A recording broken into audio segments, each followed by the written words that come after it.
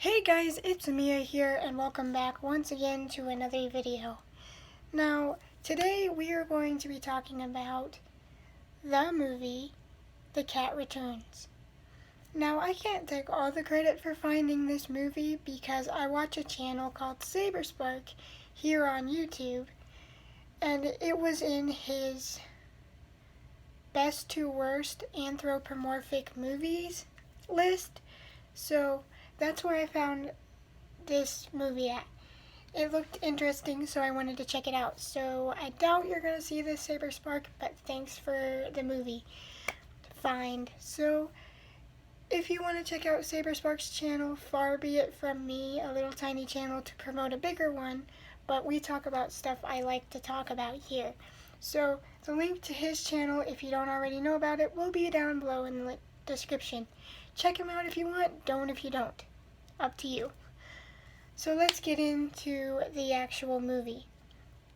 Now, before we get into the movie, I want to introduce the characters, and they are Haru, Baron the cat, Muta the cat king, the cat prince, Yuki the cat, and I forget the crow's name, but it'll be up on screen, the crow. Now, this movie happens when Haru rescues a cat from being hit by a truck crossing the street. So, after she rescues this cat, she's trying to catch her breath because she nearly got hit by the truck herself trying to rescue the cat. And it was honestly very surprising to see the cat going from walking like a normal cat across the street to standing up like a human and dusting itself off, and then proceeds to talk to the girl. That threw me off for a second. I knew from Saber Spark's video that this was going to be like an anthropomorphic story, but that still kind of threw me for a loop.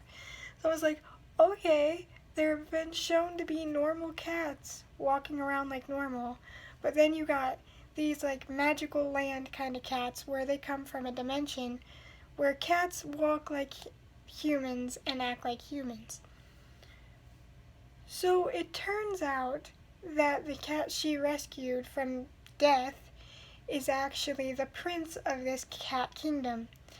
And so in order to pay her back for saving the cat's life, the cats decide, oh, we're going to give her all sorts of creepy gifts, and then we're going to kidnap her and make her the wife to the prince. A very weird way to say thank you, but that's what happens. And so these cats come in a cat parade in order to take her to the kingdom where the king lives. And let me tell you, this king, I knew he was going to be some sort of villain or some sort of antagonist or whatever to the story, because I just got I don't like you vibes as soon as he opened his mouth. And I mean, come on, he's ordering a girl to be kidnapped and dragged to the kingdom because she saved the prince's life. Who does that? Oh, you saved my son. Now I'm going to kidnap you and take you to my kingdom. Excuse me? And understandably, she's kind of if I knew that saving this one cat would lead to all this trouble, I would have let the cat get hit. Because who wants all this, rats showing up at the school and all this other stuff?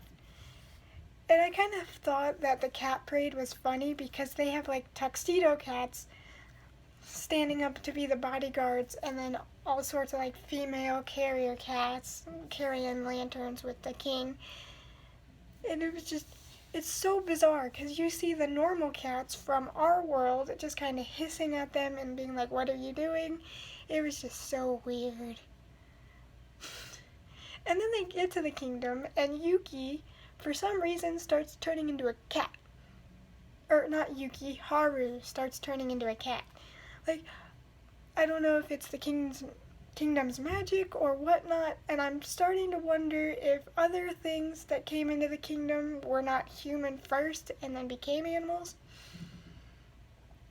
But before she gets dragged off to the kingdom, she meets the fat cat Muta, who is just hilarious, by the way, and I really like his character. Baron, who becomes strangely the love interest.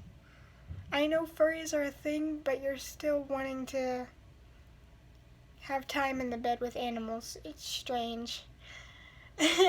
And so there's like this weird like falling in love with a cat, and I kind of understand why, because they go out of their way to make him this handsome, suave, confident hero character, and you're like, well, this cat's got moves, he's smooth, you know? But it's still strange.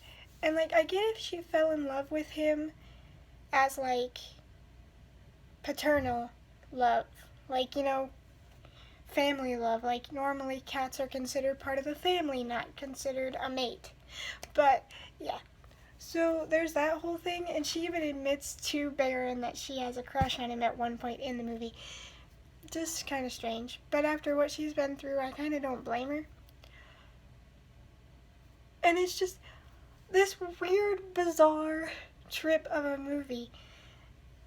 And I mean, it's really enjoyable, but half the time I was like, this movie's insane. She's getting kidnapped by cats because she saved one, and it's just, now she's turning into a cat and all this, and then a cat from her childhood shows up to help her, thank goodness.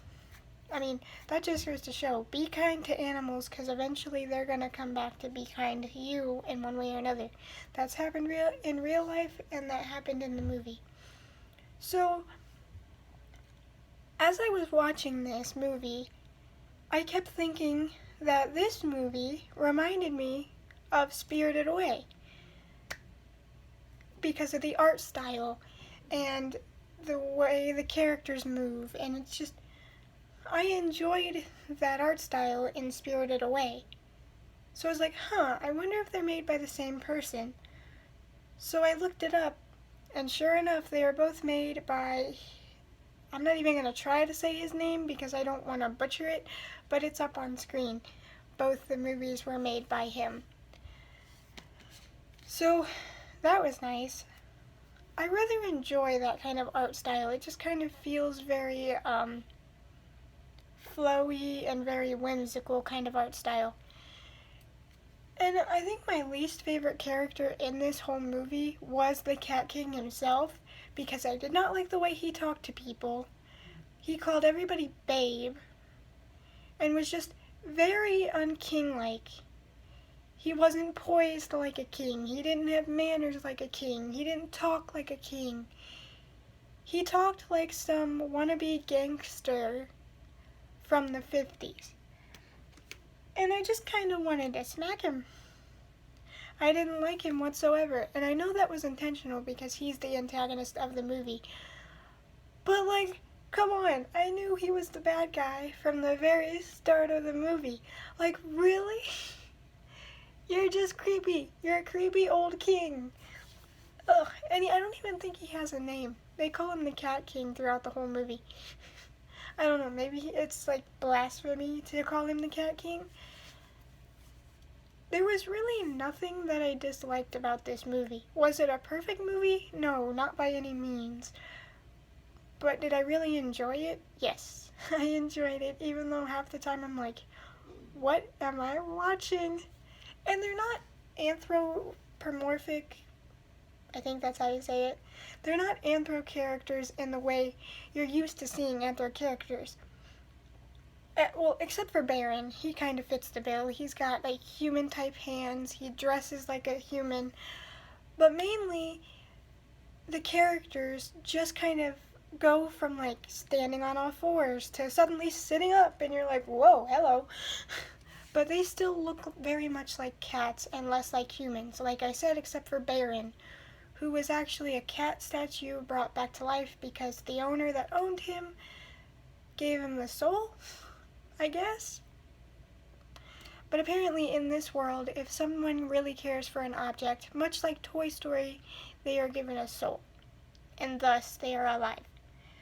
So that's why he helps, and because he's not really one of the cats from the cat kingdom, but he's not an actual cat either, and just it's a trippy movie to explain, and you're just gonna have to watch it for yourself to figure out what I mean, because I don't want to spoil too much because it is a very enjoyable movie, and like I said, it's hard to explain because it's a strange premise for a movie, but it works out really well, and I really enjoyed it going forward.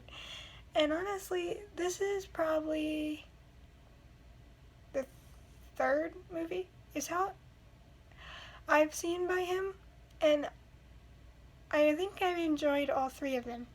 So, I don't know. But like I said, the link to Saber Spark will be down below. So, hope you guys enjoyed. Hope to see you next time, and I hope maybe that I helped you find a new channel you enjoy. If you didn't already know about Saber Spark, because he's huge and you probably didn't need my help to find him, but I enjoyed him. He's the one that led me to this movie, so I figured I'd give him a mention on my channel. And if for some reason you end up seeing this, hi. And I noticed, Saber Spark, that you have not seen Wolf Children. It is a very good movie and I highly recommend it. Alright, bye guys.